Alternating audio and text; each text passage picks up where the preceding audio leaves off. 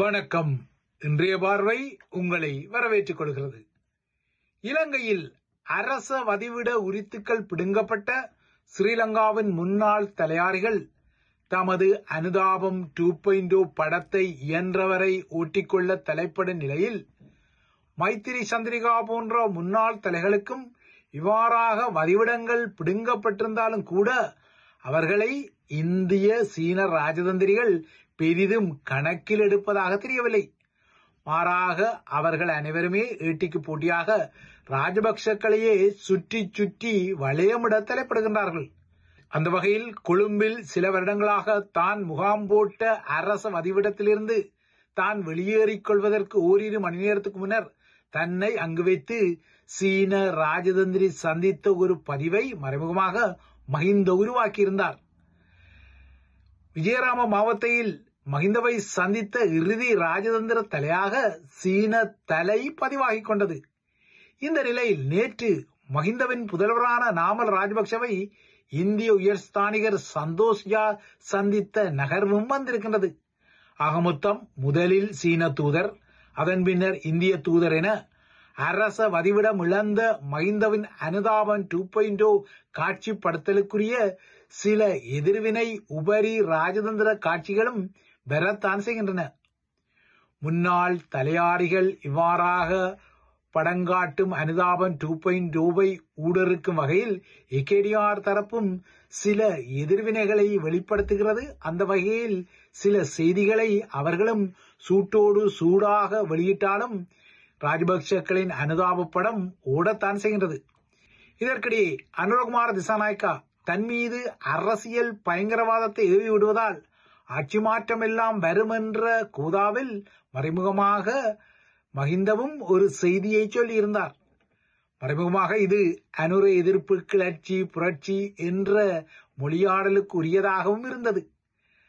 ஆனால் இது ஒரு மெதுவான அணுங்கல் மொழியாடலாக வந்த நிலையில் இவ்வாறான கிளர்ச்சிகளுக்கு முன்னரெல்லாம் மஹிந்தவின் இல்லையென்றால் ராஜபக்சக்களின் முழுமையான கட்டுப்பாட்டில் இருந்த ஸ்ரீலங்கா படைத்துறையின் ஆயுதங்கள் ஒருவேளை பயன்படுத்தப்படக்கூடுமோ என்ற ஒரு ஐயம் காரணமாகவோ என்னவோ ஸ்ரீலங்கா படைத்துறையின் ஆயுதங்கள் இப்போது அவசரமாக கணக்கிடப்பட்டு வருகின்றன.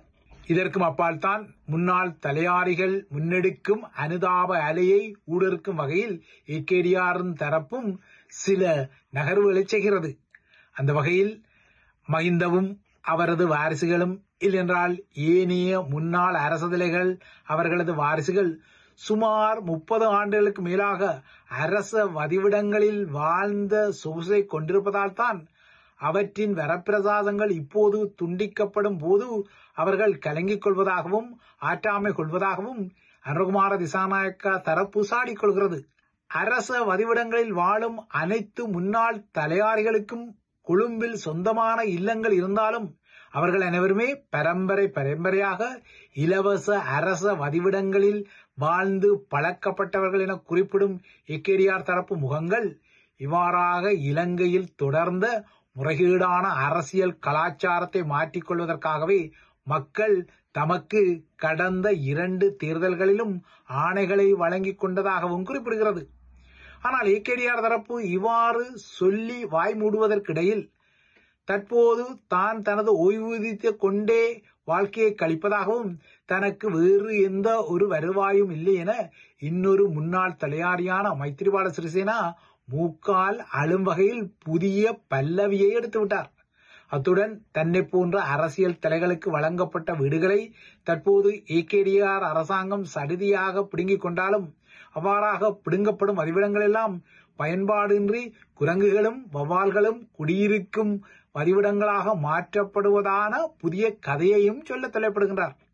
ஆக மொத்தம் முன்னாள் தலையாரிகளின் வரப்பிரசாதங்கள் தொடர்பாக ஏகேடிஆர் தரப்பும் அவர்களின் சிஸ்டம் சேஞ்ச் ஆதரவு தரப்பும் சில அரசியல் ஆதாயங்களை எடுக்க முனைய மறுபுறத்தே அந்த அரசியல் ஆதாயங்களை ஊடுருக்கும் வகையில் எதிர்த்தரப்பும் ஒரு எதிர்வினையை தொடர்வதால் இலங்கை தீவில் பரபரப்பான துன்பியல் நகைச்சுவை காட்சிகள் எல்லாம் தொடரத்தான் செய்கின்றது. ஏகேடிஆரின் 1 வருட கால ஆட்சி பூர்த்தி இன்னமும் 1 வாரத்துக்கு உள்ளாக கடக்கவுள்ள நிலையில் கொழும்பில் ஒரு கிளைமோர் குண்டு வெடிக்க இருந்தது என்ற ஒரு பகிரிடும் தகவலை ஒரு கிளைமோர் தாக்குதல் பாணியில் ஸ்ரீலங்கா சிஐடியினரும் அரசாங்கமும் தற்போது வெடிக்க வைத்துள்ளனர். இந்த செய்தி வந்த கையுடன் தான் நாடு முழுவதிலும் உள்ள இராணுவ முகாம்களின் களஞ்சியங்களில் உள்ள ஆயுதங்களை கணக்கெடுக்கும் நடவடிக்கைகள் தீவிரமடைந்துள்ளதாக ஸ்ரீலங்காவின் பிரிகேடியரும் இராணுவ பேச்சாளருமான வருண கமகே ஒரு வியாக்கியானத்தை வழங்கியிருக்கிறார். கடந்த வாரம் பன்னி மல்லாவியில் உள்ள இராணுவ முகாமின் கட்டளை அதிகாரியான ஒரு லெப்டினன்ட் கேர்னல் ரக முகம் பாதாள உலகுக்கு துப்பாக்கி ரவைகளை வழங்கிய விடயம் அம்பலப்பட்டு அந்த லெப்டினன்ட் கேர்னல் தர முகம் அதிரடியாக தூக்கி உள்ளே போடப்பட்ட நிலையில்தான் படை களஞ்சிய ஆயுதங்களின் எண்ணிக்கை தற்போது தீவிரமான கணக்கெடுப்புக்கு உள்ளாக்கப்படுவதாக தெரிகிறது. முள்ளிவாய்க்கால் பேரழிவுக்கு பின்னர் விடுதலை புலிகளிடமிருந்து கைப்பற்றப்பட்டு தமது படைத்துறை களஞ்சியங்களில் வைக்கப்பட்ட புலிகளின் சில ஆயுதங்கள் ஏற்கனவே மாபியா குழுக்களுக்கு விற்கப்பட்டமை பகிரங்கப்பட்ட ஒரு விடயம். அவ்வாறான கமுக்க விற்பனை போல மேலும் பல ஆயுதங்கள் கைமாறியிருக்கலாம் என்ற அடிப்படையில் தற்போது படை களஞ்சியங்களில் உள்ள ஆயுதங்களின் சீரியல் நம்பர்ஸ் எனப்படும் பதிவு இலக்கங்கள் கணக்கிடப்பட்டு வருகின்றன. ஏற்கனவே படை களஞ்சியங்களிலிருந்து பல ஆயுதங்கள் காணாமல் போன விவரங்கள் வந்துள்ளன. அதிலும் கிழக்கில் உள்ள ஒரு படைமுகாமில் இருந்து மட்டும் 73 T-56 ரக சுடுகலன்கள் காணாமல் போயிருப்பது அம்பலப்பட்டது. இவ்வாறான ஒரு பின்னணியில் தான் கொழும்பில் ஒரு கிளைமோர் தாக்குதல் நடத்தப்பட இருந்ததாகவும் தமது பிடியிலுள்ள முக்கிய பாதாள முகமான நதுன் சிந்தக்க விக்ரமரட்ன எனப்படும் ஹரக்கட்டாவை கொல்ல இந்த கிளைமோர் குண்டு தாக்குதல் திட்டம் தீட்டப்பட்டதாகவும் ஸ்ரீலங்கா சிஐடியினர் தற்போது புதிய செய்திகளை வெளியிடுகின்றனர். இந்தோனேசியாவில் இருந்து அண்மையில் அள்ளி கொழும்புக்கு கொண்டு செல்லப்பட்ட பாதாள முகங்களில் ஒன்றான கமோண்டோ சலிந்த இந்த கிளைமோரடி திட்டத்தை போட்டதாகவும் இந்த திட்டத்திற்காக அவர் பலமுறை தன்னை தொலைபேசி மூலம் தொடர்பு கொண்டு புலிகளிடமிருந்து மீட்கப்பட்ட கிளைமோர் கண்ணி குண்டுகளில் 2 குண்டுகளை தனக்கு வழங்குமாறு அழுத்தம் கொடுத்ததாக மல்லாவியில் தூக்கப்பட்ட லெப்டினன்ட் கேர்னல் தர அதிகாரி சில விடயங்களை கக்கிய பின்னர் விடயம் சூடுபிடிக்கிறது. ஹெகல் பத்ர பத்மே குழு ஹரக்கட்டாவை போட்டுத்தள்ள பல திட்டங்களை போட்ட விடயங்கள் இரகசியமானவை அல்ல. அதற்கு பல நுட்பமான வழிகள் கையாளப்பட்டன.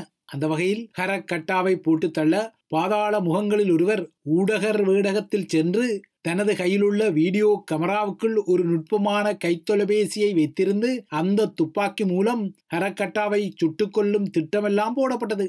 ஆனால் இந்தோனேசியாவில் வைத்து ஹெகல் பத்ர பத்மே குழு தூக்கப்பட்டதும் அந்த திட்டம் உள்ளூரில் சொதப்பி இருந்தது. இதன் பின்னர் தான் உடனடியான பிளான் பி திட்டமாக இந்த அதிர்ச்சிகர கிளைமோர் தாக்குதல் திட்டம் போடப்பட்டதாக தெரிகிறது. ஹரக்கட்டாவை ஏற்றிச் செல்லும் சிறைச்சாலை பேருந்துக்கு புதுக்கடை நீதிமன்ற வளாகத்தை மையப்படுத்திய வீதியில் ஒன்றில் வைத்து உந்துருளியில் ஒரு கிளைமோர் குண்டை பொருத்தி அந்த குண்டை தூர இருந்து இயக்கும் ரிமோட் கண்ட்ரோல் எனப்படும் சாதனம் ஊடாக வெடிக்க வைப்பதே இந்த திட்டமாக இருந்ததாக சிஐடியினர் கூறிக்கொள்கிறார்கள்.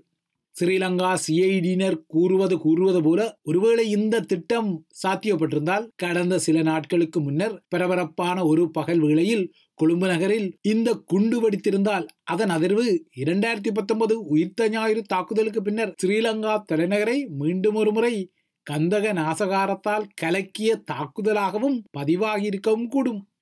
தற்போதைய நிலையில் ஸ்ரீலங்காவின் முக்கிய பாதாள முகங்களில் ஒன்றாக கருதப்படும் ஹரக்கட்டாவும் சரி, அந்த முகத்தை கிளைமோர் அடி உட்பட்ட குறிகளில் போட்டு தள்ள கடும் திட்டங்களை போட்ட அவரது எதிராளியான ஹெகல் பத்ர பத்மே குழுவும் சரி, அனைத்து முக்கிய பாதாள உலக முகங்களும் தற்போது ஸ்ரீலங்கா சிஐடியின் பிடியில்தான் உள்ளன.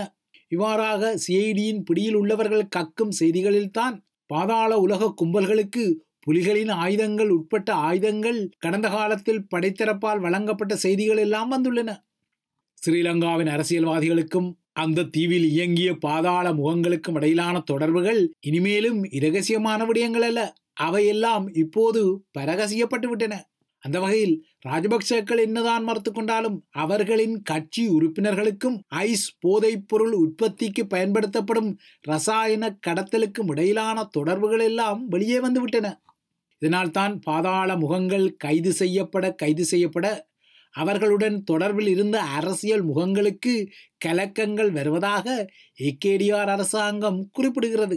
அந்த வகையில் பாதாள உலக குழுக்களுடன் தொடர்பில் இருந்த 80 அரசியல்வாதிகளின் பெயர் விவரங்களை தான் கொல்லப்படுவதற்கு முன்னர் ஸ்ரீலங்காவின் பாதாள முகங்களில் ஒன்றாக இருந்த மாகந்துரே மதூஷ் கோட்டாபாய ராஜபக்ஷ பதவியில் இருந்தபோது அவருக்கு அந்த விடயங்களை கூறி வைத்ததாக குறிப்பிடப்படுகின்றது.